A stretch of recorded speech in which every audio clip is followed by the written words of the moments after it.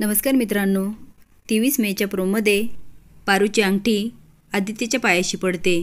हा अपशकुन समजून सगळा गोंधळ होतो. त्यानंतर पारू किर्लोस्करांच्या किचनमध्ये काम करत असते. साखरपुडा झाला नाही म्हणून दामिनी आणि दिशाचा सगळा डावच फेल जातो. त्यामुळे दामिनीला खूप राग येतो. पारू किचनमध्ये अगदी हसत खेळत काम करत असते. दामिनी येते म्हणते, काय चाललं?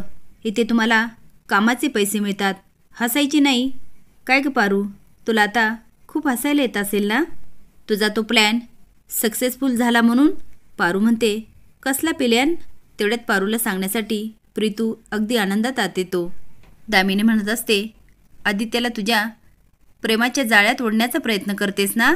तिकडे कंपनीच्या ट्रिपवर ते केलंस, आता हा अंगठीचा खेळ. पारूला काय बोलावं तेच कळत नाही. ती शांत बसलेली असते. प्रीतू तिच्याकडे बघतो, पण त्याला दामिनीचा खूप राग येतो.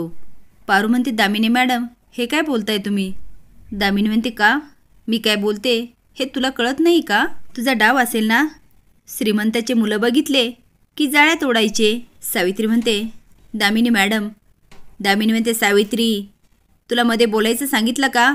मध्ये बोलायचं नाही. आणि या कामवालीची बाजू तर अजिबात घ्यायची नाही. हिची लायकी विसरली आहे आणि हिची लायकी कशी दाखवून द्यायची हे मला चांगलंच माहिती आहे. काय ग मोल करीन, बरोबर बोलते ना मी? आदित्यला प्रेमाच्या जाळ्यात ओढतेस ना? पारू म्हणते, दामिनी मॅडम, हे काय बोलताय तुम्ही? अहो, ती अंगठी माझ्या हातातून पडली, मी काय मुद्दाम पाडली का? दामिनी म्हणते, जास्त बोलू नकोस. तुझे डावना मला चांगलेच माहिती आहे. मला नाही फसवायचा, तिकडे आईल्या वहिनीला फसवायचं. तेवढ्यात प्रीतू म्हणतो, दामिनी काकी. आता मात्र दामिनी चांगलीच दचकते. तर तुम्हाला काय वाटतं, आदित्य आणि पारूच्या प्रेमाची प्रीतूला जाणीव होईल का?